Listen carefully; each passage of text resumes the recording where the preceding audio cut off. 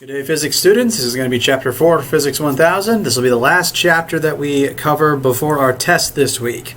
Our first test will be on Chapters 1 through 4, and it'll be available to be taken Wednesday or Thursday at your discretion. I've sent out an email with some instructions, and I'll continue giving out information as the week goes on. But this is the last new material before the test. This is the last stuff that will be included on the test that we will take later this week. Chapter 4 is going to primarily be about momentum and collisions. We're going to talk mostly about collisions. There's going to be an added extra formula on the end about gravity, just to include it within this section before this first test. So we're going to get through this really quickly. It'll be the last new material before the test itself, and then we'll move on to the second half after the test this week. Our class calls this week will be centered around test preparation, test review, so please come prepared. If you have any questions while preparing for the test or doing any of your other homeworks, quizzes, or labs, again, please come to the class calls, and that is where we'll be able to help you out. So, Chapter 4. If you open up the slideshow, the notes,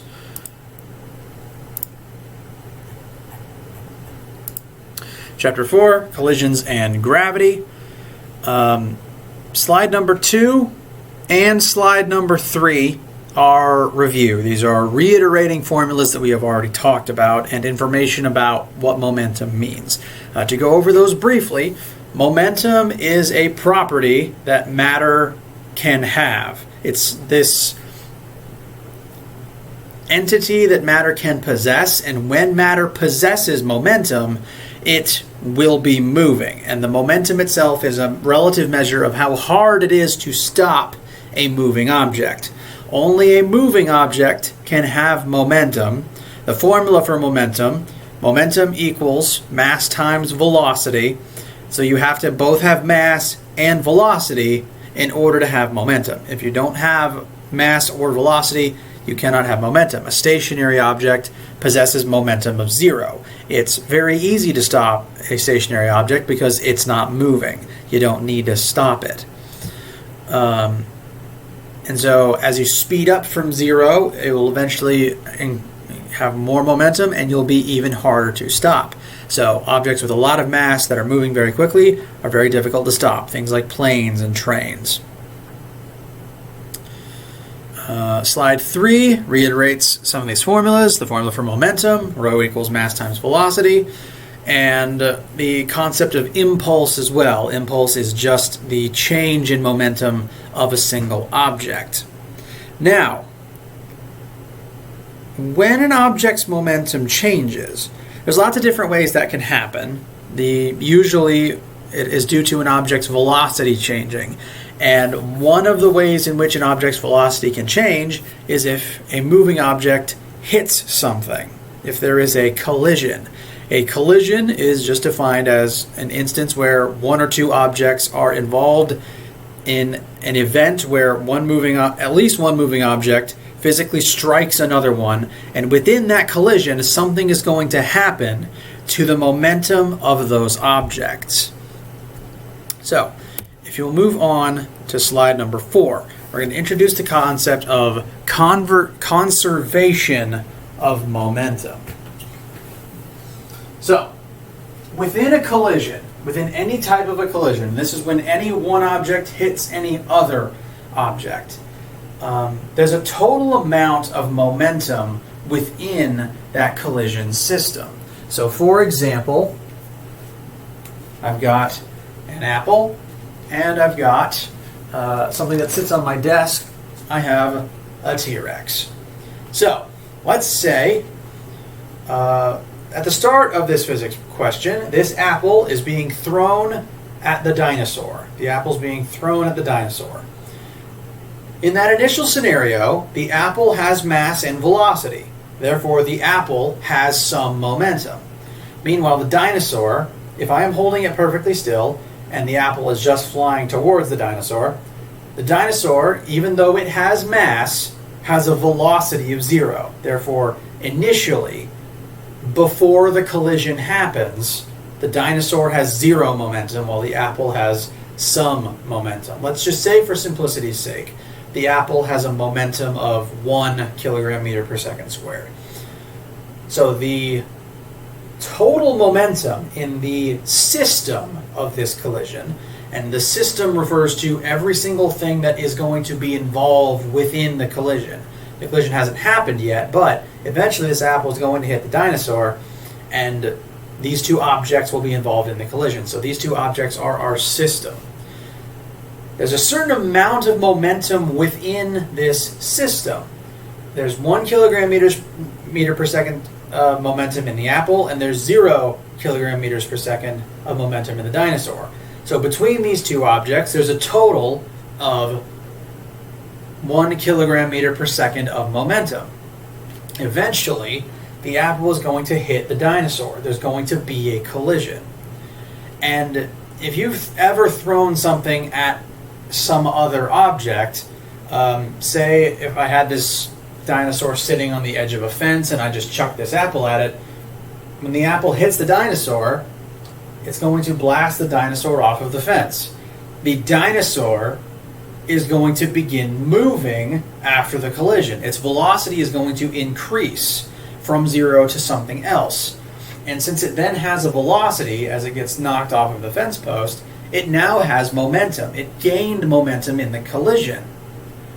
But the thrown object, when you throw an apple at whatever it is you're trying to knock over, after the collision has happened, is the apple still moving at the same speed? No. The apple had a certain amount of momentum in it. We're using, as an example, 1 kilogram meter per second. And so, when the apple hits the dinosaur, the apple doesn't keep going at the same speed and the dinosaur just starts moving with it. What happens is some momentum from the apple has to transfer into the dinosaur. The apple is losing momentum as the dinosaur gains momentum.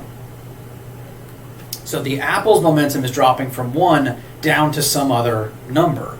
Meanwhile, the dinosaur's momentum is rising from 0 to the amount that the apple lost. So say the apple loses half of a kilogram meter per second of momentum in the collision, the dinosaur gained half a meter per second of momentum in the collision. Half a kilogram meter per second of momentum in the collision. So, in every collision, so I'll put some guide rules on the board for things about collisions. In collisions, there's always a before state and an after state. In every collision, there's always what is happening before the objects make contact, and then what is happening after the objects make contact. Every collision has a before and an after. Additionally, every collision has a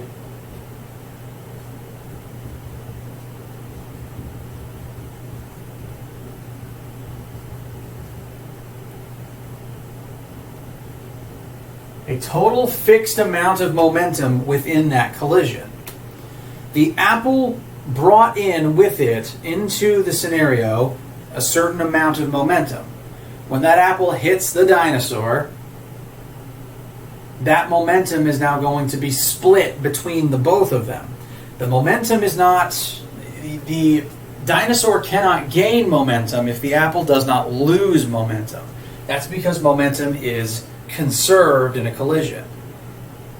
There's a certain total amount of momentum in a collision before it happens, and the same total across every part of the system has to be the same after the collision.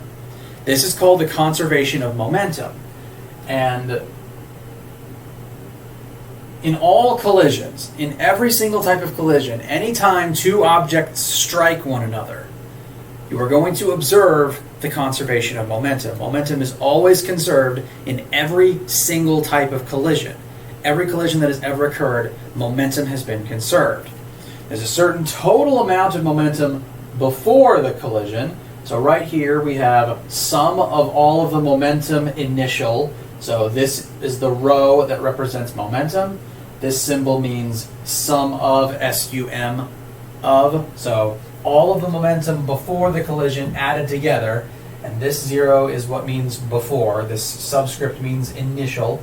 So the sum of all of the initial momentum, everything going on before the collision, needs to be equal to the sum of all of the momentum after the collision. The total has to remain the same. That is true of every type of collision ever. And we're going to prove that in some math coming up soon. Before we get to that, though, this statement, this fact, is true of all collisions. But we're going to focus on two different types of collisions. But for both of those types, this statement is true. This statement works, this math works for every single collision ever. And I want to make that clear to you guys now. The two types of collisions, they're both listed here on slide 4. The two types of collisions that we are going to talk about, we differentiate them based on how elastic they are. And elastic refers to whether or not something bounces. So if you've ever taken a super rubber bouncy ball and thrown it at a wall, it bounces off of the wall. Baseballs will bounce off of the wall. A tennis ball will bounce off of the wall. Those types of collisions are called elastic. But we also have what's called an inelastic collision. And that is what you get when the two colliding objects do not bounce off of one another, but instead stick together and begin traveling as one object. A pretty classic example a couple of classic examples of this include car crashes. In car crashes, the cars are designed to crumple into one another and travel together. You don't actually want your car to bounce off of the other car because that's going to throw both cars careening into traffic in some other direction. Cars are designed so that when they crash, they stick together and travel slowly together as one. Additionally, another example of this would be if you shoot something with a bullet or an arrow, because the whole point of firing an arrow at a target is for the arrow to stick in the target. That is an example of an inelastic collision. So the first type of collision we're going to study are inelastic. They are not bouncy. They conserve all of the momentum within the collision. And another important thing to note, objects in an inelastic collision stick and travel together.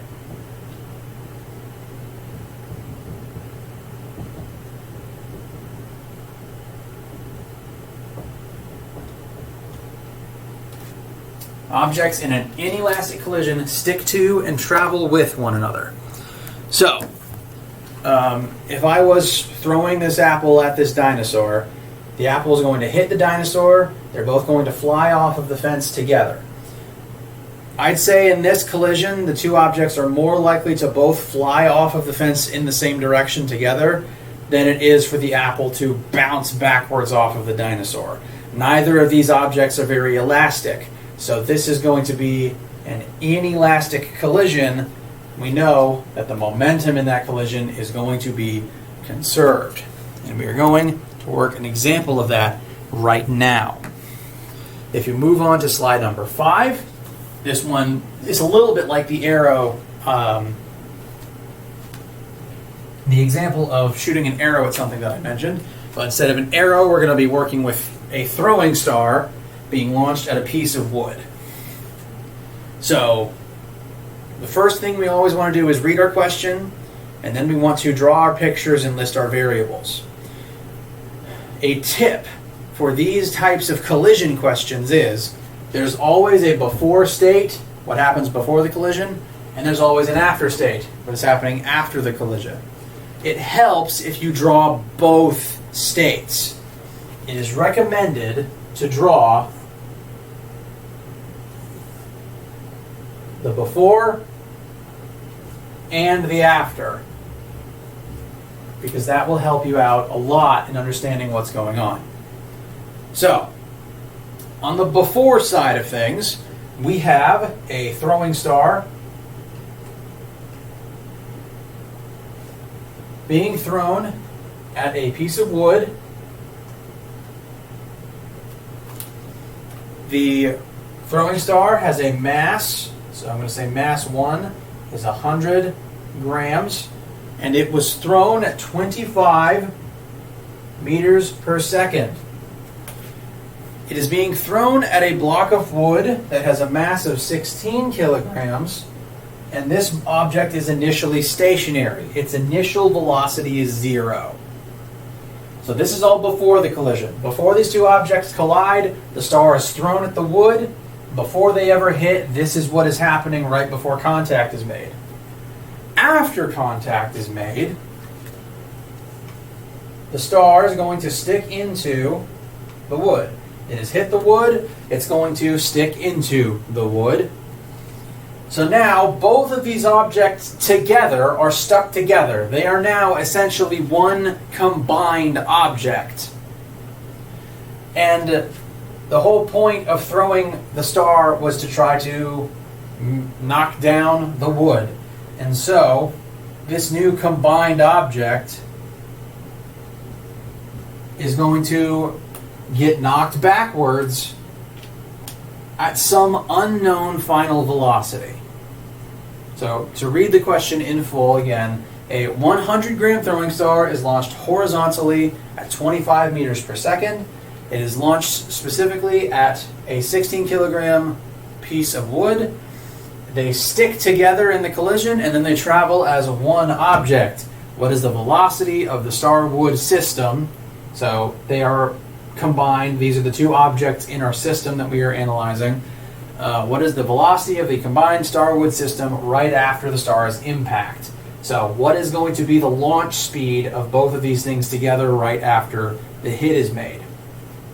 So to work this, we want to turn our attention to the formula in red right above everything else. The sum of all the momentum initially must be equal to the sum of all the final momentum. The total momentum in this system is conserved from start to finish. So we need to analyze this formula and start figuring out how much momentum was in the system before the collision, and that will tell us how much there needs to be after the collision. So, sum of all of the momentums initial. There's two objects initially, and we need to look at both of their momentum. So, the throwing star.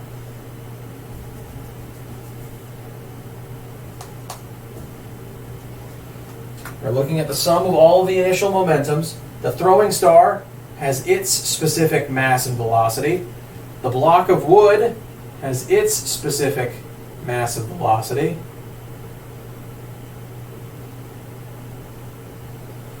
And so I'm listing these as mass 1 times velocity 1 initial plus mass 2 times velocity 2 initial.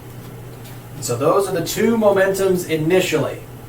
Meanwhile, on the other side, after, we're looking at everything going on after the collision.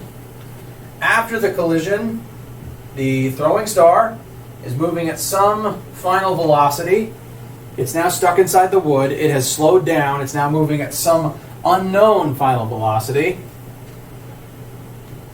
And in addition, we now have the wood, and it is moving at some unknown final velocity. The shuriken has hit it, and now it is being knocked in this direction at some final velocity. So, this is all of the initial momentum, each object. This is the final momentum, each object. We know that the initial must be equal to the final, so we can set these two things equal to one another. The total initial momentum has to be the same as the total final momentum. So, I'm going to set this statement and this statement equal to one another as I start plugging in some variables. Now, the mass of the shuriken we know is 100 grams. We do need to convert that to kilograms. 100 grams is equal to 0.1 kilograms. So this 100-gram shuriken has a mass of 0.1 kilograms. So its mass is 0.1, and it was initially thrown at 25 meters per second. Meanwhile, the 16-kilogram block of wood, its mass is 16 kilograms, but it had an initial velocity of 0. It was just sitting still.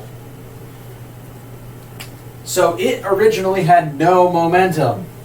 So that whole term is going to fall out of the equation and won't matter. Next, for our final momentum, we have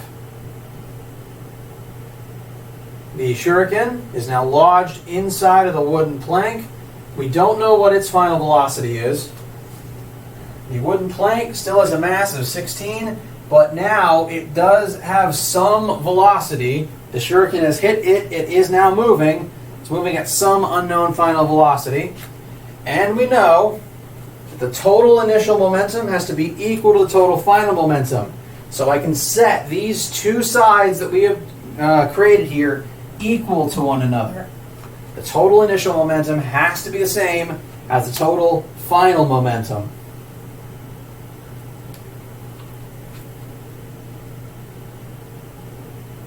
Excuse me.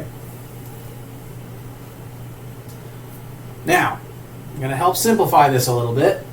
This term has fallen away because the wooden block originally had no momentum. It was not moving. These two numbers, they're just being multiplied into each other. We can simplify that down to a single number. And then there's what's going on this side. We want to know the final velocity of the star and the wood together. Because they're stuck together, because this is an inelastic collision where the two objects stick together, they are now essentially just one object, and they're traveling together. That means they're traveling at the same final velocity, which is why I wrote VF for both objects. It's the same VF because they're traveling at the same velocity, because now they are one object. It's like when multiple people are inside of the same car. You're all traveling at the same speed because you're in the same car. These two objects are traveling at the same speed now because they're stuck together. They have to. Which means these two VFs are the same, and we can simplify this side down to be able to solve for the one VF. I'm running out of vertical room here, so I'm going to erase these rules right here and begin moving my work up to here. So I'm just taking the next step and I'm moving it to up here. I'm going to simplify as I go. So on this side, this piece fell out. We don't need to worry about writing it again. This is just 0.1 times 25. So that's going to give us 2.5 for the total momentum before the collision. So 2.5 kilogram meters per second is the total momentum in this entire system. After the collision, both of these, the 0.1 and the 16, are being multiplied by the same VF. That means we can use the distributive property to simplify. They're both being multiplied by the same term. So we can pull that VF out, we can distribute it out, and leave the 0.1 and the 16 together to be added into one another. If you do not understand that step in algebra, please contact me immediately. But now we have VF almost by itself. It's in the denominator. We are able to solve for it now. What we want to do, we can divide both sides of this equation by 0.1 plus 16. They're just going to add up to 16.1. So we can divide both sides of this equation by 16.1 and just solve for VF. So VF is going to be equal to 2.5 divided by 16.1. And if we pop out the calculator and give that a spin, that will tell us the final velocity of the wood as it is knocked down by the shuriken.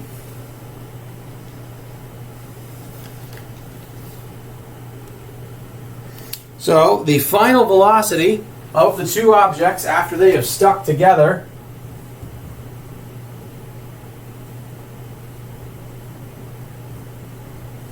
is 0.16 kilogram meters per second. 0.16. The shuriken slowed down a lot when it hit this wood block. The shuriken was moving at 25 meters per second. It's now moving at 0.16 meters per second. Meanwhile, the wooden block was moving at 0. It has now sped up to this amount of momentum. The reason for the difference in the change here, so the shuriken dropped a whole lot while the wood only increased by a little bit. Well, okay, so the shuriken actually had this much momentum. Sorry, the 2.5,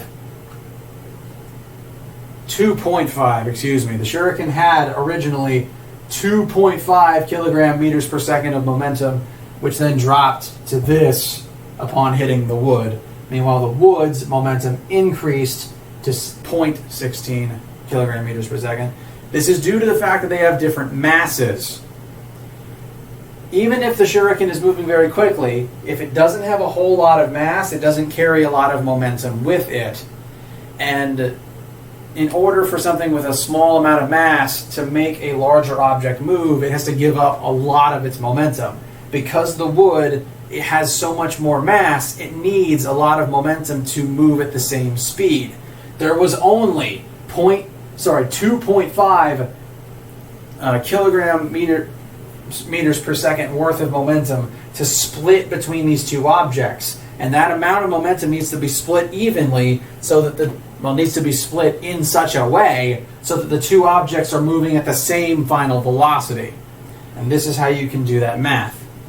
All inelastic collisions are going to work very similarly. In every inelastic collision where the two objects stick together, this is going to be your basic protocol. And that is inelastic collisions. Okay, so that was how to work inelastic collisions. That was how to work inelastic collisions. We're now going to talk about the second type, and sort of apt given the ones we just talked about. The second type of a collision is an elastic collision. Now, within a inelastic collision, in this type, objects do not bounce off of one another because the colliding objects themselves aren't bouncy in this type of a collision. Things like, wood, things like car bumpers, things like shuriken, they aren't bouncy. They don't bounce off of things in an elastic sense. In an elastic collision, you get these when elastic objects are what are doing the colliding. And I have an example of an elastic object right here. It's a tennis ball. And elastic objects are the kind that bounce because of a trait called elasticity. An elastic object, when it hits something, it's kind of hard to see unless you're watching a high-speed video. So I recommend actually looking up high-speed footage of, say, a tennis ball or a super bouncy ball hitting the floor. And as you watch such a video, you'll see when the tennis ball hits something, if you slow down the camera, you'll actually see the tennis ball smush and compress when it actually makes contact. It'll deform temporarily. It'll get smushed in the collision. And if an object is elastic, it will then return to its normal shape in spite of the fact it just got smushed. If I smush a soda can, aluminum is not elastic. Therefore, when I smush and deform a soda can, it stays that way. If I smush my car bumper, if I hit my car bumper with a sledgehammer, it's going to deform the car bumper, but that car bumper is not elastic, meaning it cannot go back by itself. But this tennis ball is elastic, so it can. In all of its collisions, it is going to smush and then go back to its normal shape by itself. The way that it does that is an elastic object is able to store energy inside of its compressed state, and then when you release it, it releases that energy again. And this is why if you throw a tennis ball at the floor, it will bounce back up. When this tennis ball hits the floor, because it is moving, it has a certain amount of kinetic energy. If you remember, Ke is kinetic energy. When this bouncy ball is moving, when all objects are moving, they have some amount of kinetic energy. Now, because objects that have... If an object has mass and velocity, it technically has both momentum and kinetic energy. All moving objects are going to have both. They are separate entities, and the same object can possess both of them. When I throw this tennis ball at the floor, right before it hits the floor, it will have some amount of momentum and some amount of kinetic energy. When it hits the floor, rather than sticking to the floor, it's going to compress, go back to its normal size, and in doing so, it's going to release all of the energy that was stored inside of it when it was compressed. So when an elastic object is compressed or expanded, because it's the same. This is the same reason why you can why rubber bands work. Right? You can stretch a rubber band, let it go, and it releases a bunch of energy. Any elastic object, when deformed, will release energy out of itself when it goes back to its normal shape. Again, you can fire a rubber band from your finger because when you stretch the rubber band, you're storing energy in it. And when you release the rubber band, that energy is released as kinetic energy. It makes the rubber band move. And so when the tennis ball hits the floor, it stores energy when it smushes. And when it is unsmushed, when it goes back to normal, that stored energy becomes kinetic energy again, and the tennis ball bounces up off of the ground. This happens because this is an elastic object that can compress, that can deform, and then go back to its normal shape all by itself and release its stored elastic energy. And because of this tendency, because of an elastic object's ability to hold on to its energy in a collision and then release and get its energy back, that is what makes an elastic collision different from an inelastic collision. In an elastic collision, the total amount of kinetic energy in the system stays the same before the collision versus after the collision. For all collisions, momentum is going to be the same before and after because momentum cannot be destroyed. Momentum has to go somewhere in a collision. Meanwhile, energy can take lots of different forms. We've already talked about the difference between kinetic energy and gravitational potential energy, but there's way more types of energy besides just those. For example, when you smush the tennis ball, you're storing energy inside of it as elastic potential energy. That's energy stored within the elasticity of the ball. There's also, electrical energy. There's chemical energy. There's heat. Heat and thermal energy is just a different form of energy. And so in an inelastic collision, kinetic energy is not conserved because in those types of collisions, the objects involved aren't bouncy, they aren't elastic, meaning they will lose their kinetic energy in a collision. They cannot store it like at the tennis ball and then get it back. In these types of collisions, you lose kinetic energy to things like heat and sound, because sound is actually just energy being put into the air and making the air ripple. And so the loud sound of a car crash is literally energy from the crash being put into the air from the collision, because the inelastic bumpers of the crash cannot store that energy within themselves. It has to go somewhere, like the air around the car. Meanwhile, in an elastic collision, the objects are elastic, they are bouncy, they can hold on to their energy, And so they will release it and keep it within the collision. So, for an elastic collision, both momentum and kinetic energy are conserved. So in an elastic collision only, so this says in an elastic collision only, the total kinetic energy initial will be equal to the total kinetic energy final. This is across every object in the system. For an elastic collision, you can use both of these rules, because this rule is true for every collision. For an inelastic collision, you cannot use this rule, because this rule only works for elastic collisions. But if you're looking at an elastic collision, you can use both this formula and this formula, but only for elastic collisions.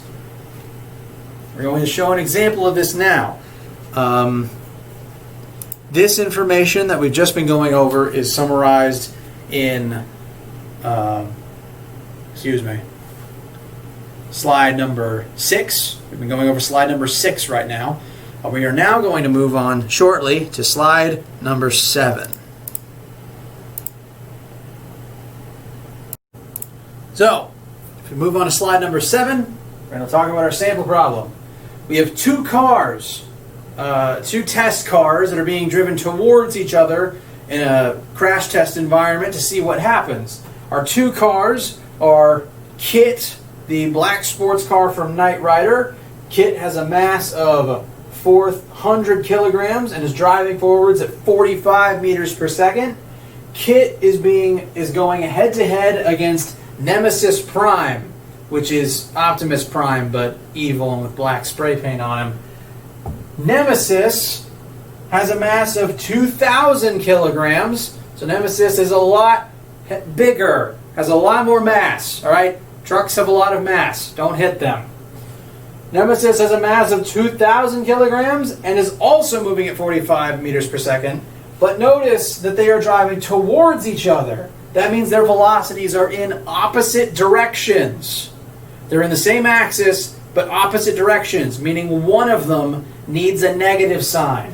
One of them needs a negative sign. I've put that on Nemesis's, on the velocity. I put that negative sign on the velocity of Nemesis Prime.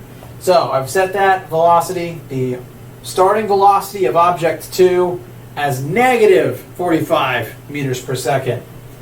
After the collision, we're going to assume every object maintains its mass, but this is going to be an example of an elastic collision.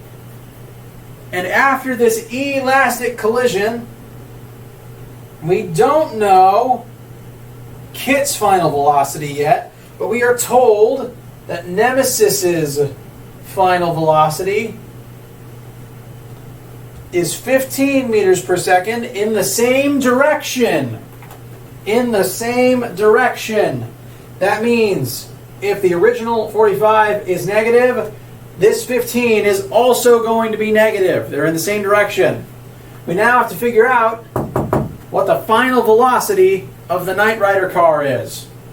Now, we're treating this as an elastic collision, meaning we have two different ways we can do it. We have two formulas. We have conserved momentum and conserved kinetic energy. We're going to use both to prove that they both work. So, we're looking at the total momentum of everything before the crash. So, originally, we have Kit's mass is 400, Kit's velocity is 45. Kit is going to be driving into Nemesis, whose mass is 2,000, and whose velocity is negative 45. Momentum is a vector. You need to take into account the negative sign. That's going to be equal to the final momentum. Kit has the same mass, but we don't know Kit's final velocity. Nemesis, we know Nemesis's mass, and we know Nemesis's final velocity. It was negative 15. Negative 15. So we're going to start simplifying some things. First, 400 times 45. It's going to be 18,000. 2,000 times negative 45 is negative 90,000. That's going to be equal to 400 times V2F plus, we have 2,000 times negative 15. That's negative 30,000.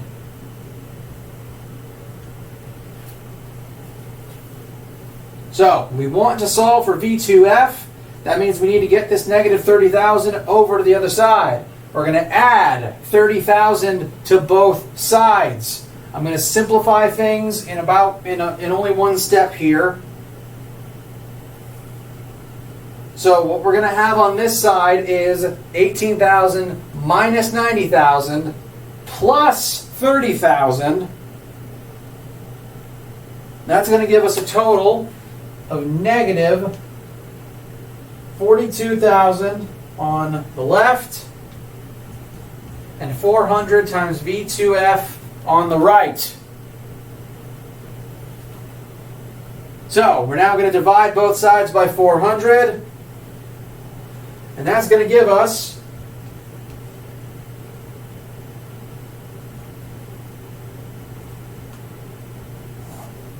a final velocity for kit. Oh, I should have been writing V1F all this time. I'm sorry.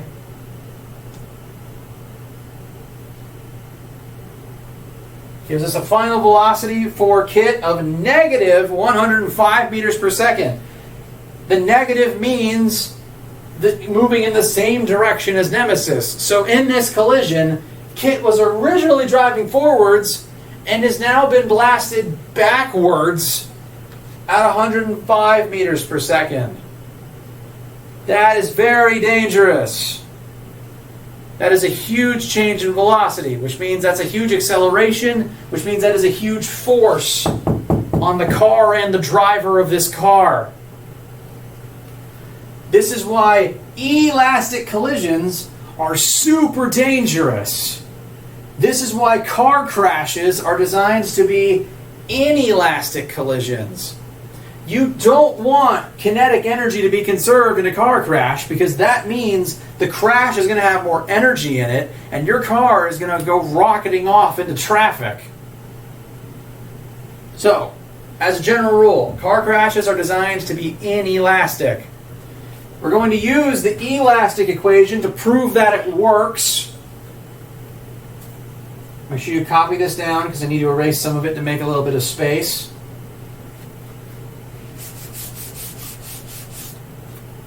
So we're going to use the kinetic equation as well. We're going to find all of the kinetic energy before the crash. Before the crash, we have two objects that are moving. We have Kit. So kinetic energy, the formula for kinetic energy, just so that you remember, I'll put it up here. The formula for kinetic energy is 1/2 mv squared. So Kit's initial kinetic energy is going to be 1/2 times its mass of 400 times its initial velocity of 45 squared.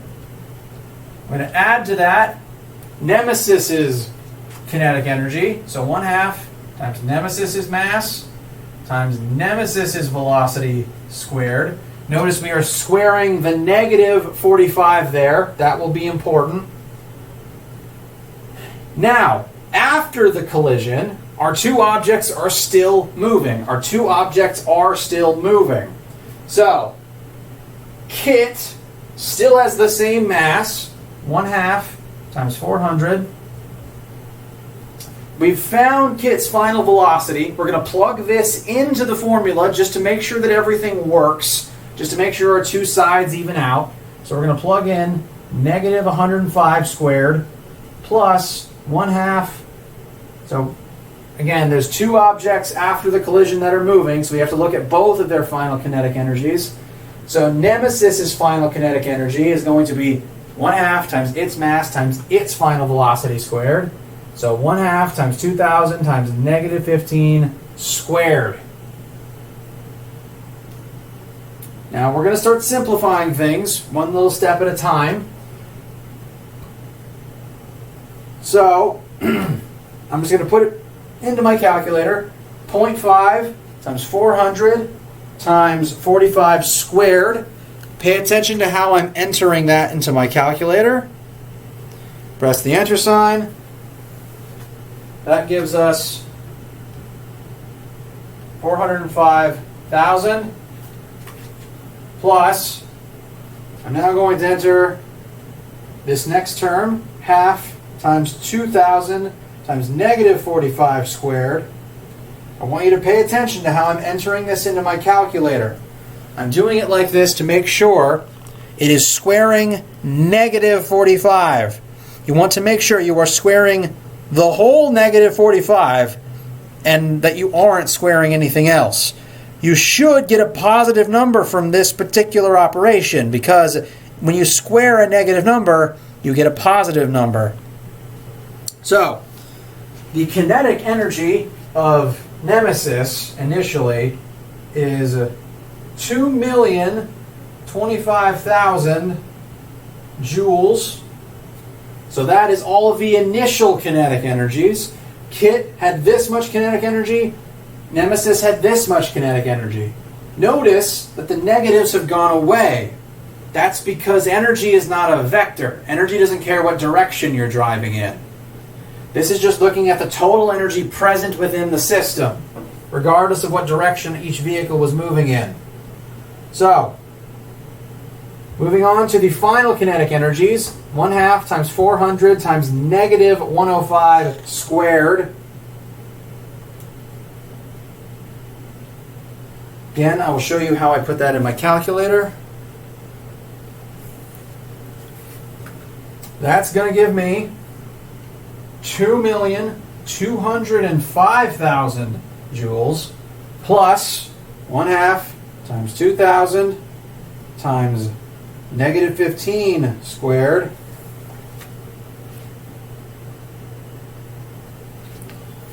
That gives us 225,000 joules. So, we just need to add up our terms on both sides, and if we did our work right the first time, this side should be equal to this side. So, 405,000 plus 2,025,000 gives us a total of 2,430,000 joules. And then on the right side, 2,205,000 plus 225,000 gives us 2,430,000. This proves that the total kinetic energy in the system was conserved. Our kinetic energy was conserved. Our total initial kinetic energy equaled our total final kinetic energy. The number that we found in the other formula worked. And the thing with elastic collisions is that you can do this in either direction. Both of these formulas work. You only need to use one as long as you know the final velocity of one of your objects. There's an additional formula on the bottom of slide 6 which illustrates this. There's one other question on slide 7, and that is, what is the impulse of each object? Remember, impulse is the change in momentum. So, Kit was originally moving at 45 meters per second. His final velocity was negative 105. Impulse is final minus initial. So that's going to be negative 105 minus 45. And so Kit's impulse is negative 150 kilogram meters per second. That is a huge impulse. Kit went from going very fast forwards to going extremely fast backwards. This is a lot of force on that car. That car is toast. This is why elastic collisions are dangerous. For the truck, though, for Nemesis Prime, its final velocity was negative 15. Initial velocity was negative 45. And so that's going to give us an impulse of 30.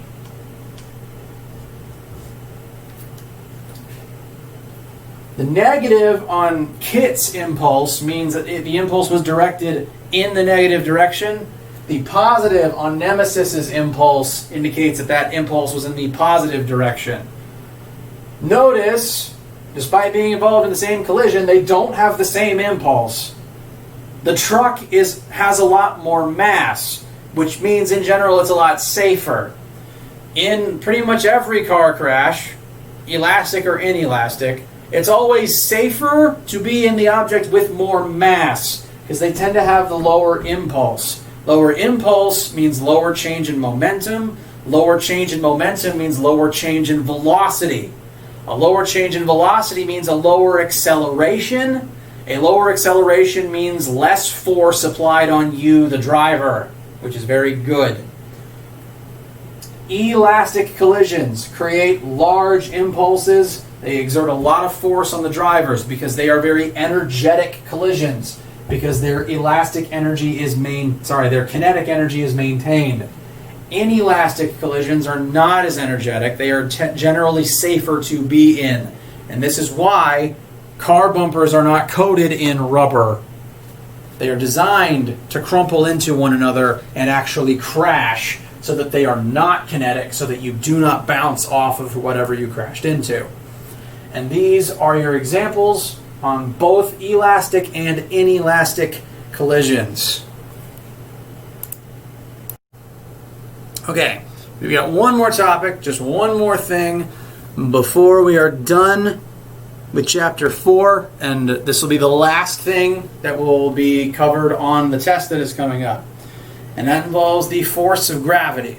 We've been talking about gravity, how to find the force of gravity on an object on Earth's surface, and how that creates a specific acceleration due to gravity. But we're going to take a second to talk about gravity as a whole throughout the entire universe between any two objects. You see, gravity is a fundamental force that exists between all objects with mass. It exists between all matter. Every single atom in the universe that contains mass is exerting a gravitational force on every other object with matter in the universe. The reason that you feel gravity from the Earth is because the Earth has mass and you have mass. There is a gravitational force between your mass and the Earth's mass. But all mass exerts gravitational force on all other mass. The Earth has a lot of mass, which means it exerts a lot of gravity on things that are close to it. But even you, a person, contains mass in your body. You are made of matter. You have a mass. Therefore, you are exerting gravity on all the objects nearby you. You have a gravitational field. You are exerting gravitational forces like planet Earth. The only difference is your mass compared to Earth's is incredibly small, meaning that you're not going to exert forces nearly as large as the Earth does. So, my weight in newtons is 1,000 newtons. I weigh 1,000 newtons. That means that Earth is exerting 1,000 newtons of force on my body at all times. But due to Newton's third law, that tells us for every action force there is an equal and opposite reaction force. That means the mass that makes up my body is also exerting the same but opposite gravitational force back on planet Earth. So, I weigh 1,000 newtons on planet Earth, but at the same time, Earth weighs 1,000 newtons on planet me. If I was a planet and Earth was on the planet that I am, Earth would weigh 1,000 newtons. Say this marker weighs 1 newton. Earth pulls down on it with 1 newton of force. It pulls on Earth with 1 newton of force. I am exerting a force of gravity on this marker because we both have mass, but our masses are so small that the force of gravity between us is incredibly small. And a small force does not create any noticeable acceleration. Even though I'm exerting a force on planet Earth, Earth's mass is huge. to the point where I will never see the Earth accelerate due to the force I am exerting on it, because my force on it is tiny and the Earth's mass is very large, so it's going to have a very small acceleration. If you'll recall the formula, the basic Newton's second law formula for force, Earth will exert a force on my mass, and that will cause me to accelerate at 9.8 meters per second squared. But if I exert the same force on the huge mass of planet Earth, its resulting acceleration will be incredibly small, which is why Earth is not accelerating due to the force I exert on it. The force I'm exerting on Earth is, the force Earth exerts on me is big. It makes me accelerate at 9.8 meters per second squared. But the force I exert on Earth is so small that it's never going to noticeably accelerate because of it.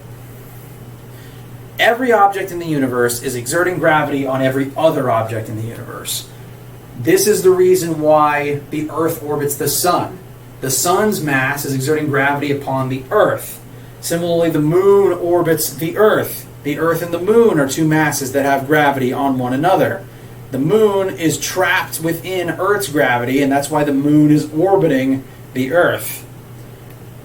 Similarly, Earth's tides are caused by gravity from the Moon pulling on the water on Earth's surface. I encourage you guys to look into this if you haven't heard it before, but the Moon's mass is exerting gravity on the mass of our oceans. So as the Moon orbits planet Earth, the Moon's gravity is pulling up on the oceans and pulling it along with itself. The Moon is pulling the oceans along with it. This is good because that keeps the oceans moving and churning, which keeps them from getting stale and stagnant, which is a very good thing. Now, we can calculate the force of gravity between any two objects in the entire universe using this formula. Force of gravity between any two objects is equal to big G, which is a constant. Big G is a constant. It equals 6.67 times 10 to the negative 11. It is a constant. It is considered known for all of you. It is on your formula sheet. It is on these notes. Whenever you see a big G in a formula, you plug this number in. You have that one for free. This is called the universal gravitational constant. It's just a number that we discovered that we had to include in this formula to make all of our math work. It is an adjustment constant that we have included so that the math works out. So, the force of gravity between any two objects is equal to big G times the mass of the first object in kilograms times the mass of the second object in kilograms divided by the radius between those two objects squared. So, force of gravity between any two things is equal to big G times the mass of the one object times the mass of the second object divided by the radius between them squared. And you can use this to find the gravitational force between any two things. Between you and Earth, between you and a marker, between two markers. These things are exerting gravity on one each other right now, but their masses are so tiny, those forces are incredibly small, those forces will never cause any acceleration. They cannot overcome the force that I am exerting to hold them still. They can't even overcome the force of air resistance between them. Most of these gravitational forces between most normal objects are going to be so tiny that they don't matter.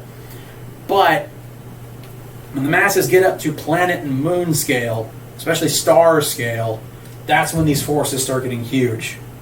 And that's what we're going to calculate in our next sample question on slide 9. So, the example we're going to be looking at involves the Earth and the Moon. So we have the Earth, we have the Moon. Now the Moon orbits the Earth. That means that there is a specific orbital distance and a specific orbital radius between the center of the Earth and the center of the Moon. That distance is given to us as 384,000 kilometers. we are told that the mass of Earth is 7.36 times 10 to the 22. Yes? Oh, no, that's the moon's mass. My apologies, everybody. I need to read my own notes better. The mass of the Earth is 4.98 times 10 to the 24th kilograms.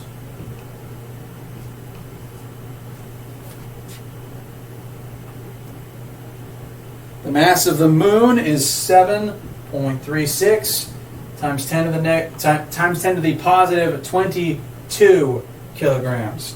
These are both very large masses. So, these are the masses of both of these particular celestial bodies. This is the distance between them. The first question is, what is the force of gravity between the moon and the Earth? We know the mass of both objects. We know the distance between both objects, so we can find the force of gravity between them. So our formula for force of gravity is big G times m1 times m2 divided by r squared. So G is always going to be 6.67 times 10 to the negative 11th.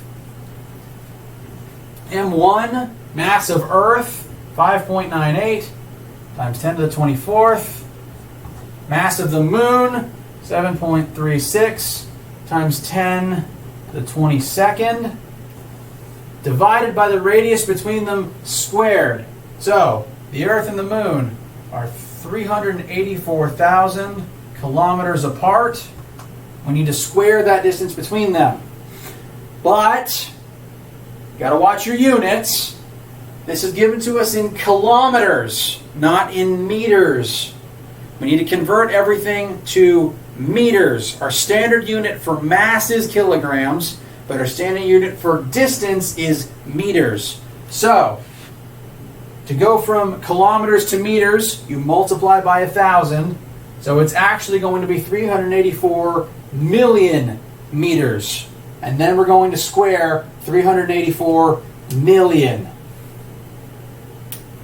And there's a lot here, there's a lot of numbers, but we know everything in the formula. All we have to do is plug it into our calculator slowly, and that will tell us exactly the force between the Earth and the Moon. So I'm going to show you how I enter all of this stuff.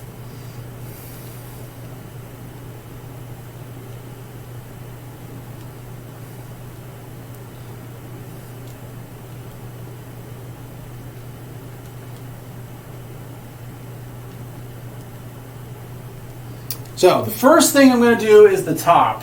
I'm just going to do the top as one article in my calculator. So what I've got here is open parentheses, 6.67 times 10 to the negative 11th power, closed parentheses. The parentheses are so my calculator knows that's a single number. And my calculator uses this little e right here, represents times 10 to the. This little square e means times 10 to the negative 11th power. So closed parentheses means that's all one number. Open parentheses means the next number. It's being multiplied by 5.98 e, so times 10 to the 24th power. Closed parentheses, open parentheses again, so I didn't put anything in there. That means they're going to be multiplied. So open parentheses, 7.36 times 10 to the 22nd power, closed parentheses.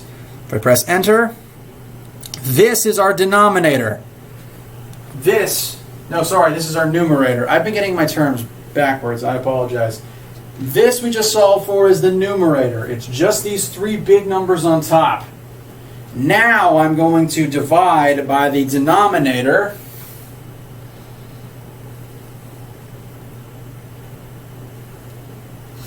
So I'm dividing my answer by 384 million squared. I have made sure to square only the 384 million. I did open parentheses, 384 million, raised to the second power, closed parentheses. I recommend entering like that so that your calculator knows to only square the 384 million and not to square the whole thing. It's very important. And that tells us, as our final answer, that the force of gravity between the Earth and the Moon is 1.99 times 10 to the 20th newtons. That's supposed to be a small x. So, this is a lot of newtons. This is a very big force. And we have this big force because the mass of these objects is just huge.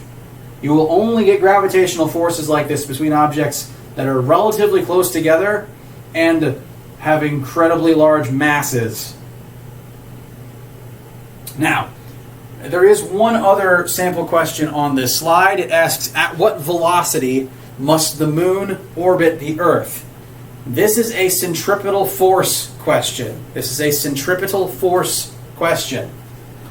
And if you'll recall, when one object is orbiting about some other point, so the Moon is orbiting around the Earth, the Moon has formed an orbital pattern in a circle around planet Earth.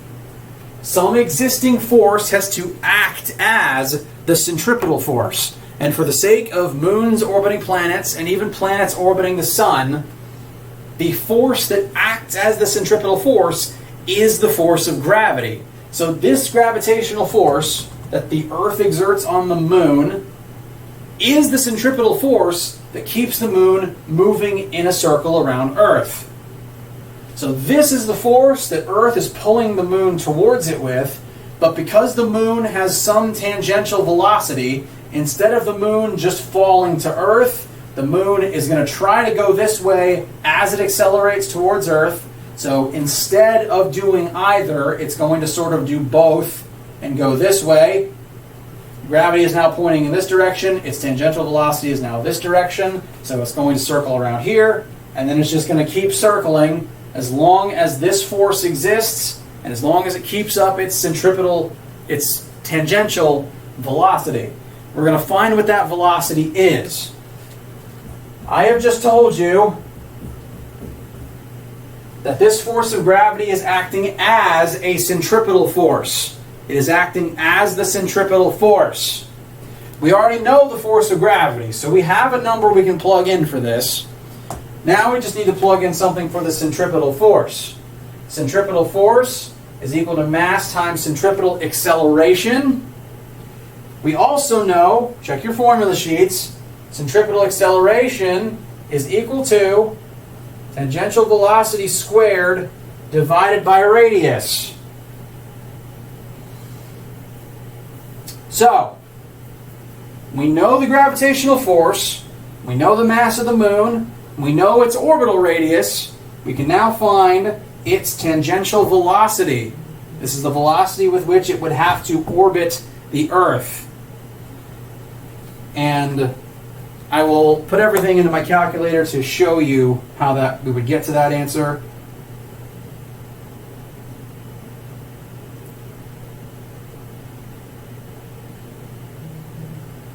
We want velocity, so we would divide both sides by mass. That's what I'm going to do first. You want to divide by the mass of the Moon, because the Moon is what would be moving.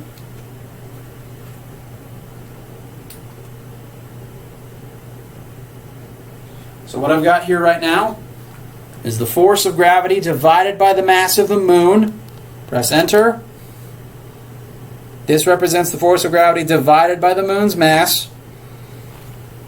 The next thing, we want v by itself, so we would need to multiply both sides by the radius. So I'm now going to multiply by the radius between the Moon and the Earth. Keep in mind, you want to make sure to use the meters version that we found. So you multiply both sides by 384 million. This number is then equal to v squared, which is not v. We have v squared right now. So we have to take the square root of both sides to get our final answer. And so our final answer, the Moon has to orbit the Earth at a speed of 1,018 meters per second. That's meters per second. That is incredibly fast. That is over 10 football fields every single second. The moon is moving really quick. It has to orbit the Earth. So, that is the formula for force of gravity between any two objects, and how that formula can be applied and used for a centripetal force as to cause a centripetal acceleration. This is the last new stuff before the test, so any new information that I post following this, you should only look at that after you have taken the test. After you've done everything for Chapter 4, your next assignment is test. The test will be made available to you on Wednesday, but I will also allow you to take it on Thursday, just to open up a little bit of scheduling freedom for everybody. Rules for how that's going to work, I've sent them out via email, and I'll keep posting information about it. But after these notes, nothing new will be on this first test. Our class calls for the next couple of days will be about reviewing all of this material and getting everyone ready for the test. So stay tuned for that. Please come with any questions you have. Email me anytime. Log into our class calls. And keep working on your labs as well. Make sure you turn in all your labs, quizzes, and homeworks. They are all excellent practice for the test. The best thing you can do to review for the test is do your homeworks, your quizzes, and your labs. And we'll be getting ready for it. It's going to go great. And I'll see you all for our test prep. Thank you all, and have a great day.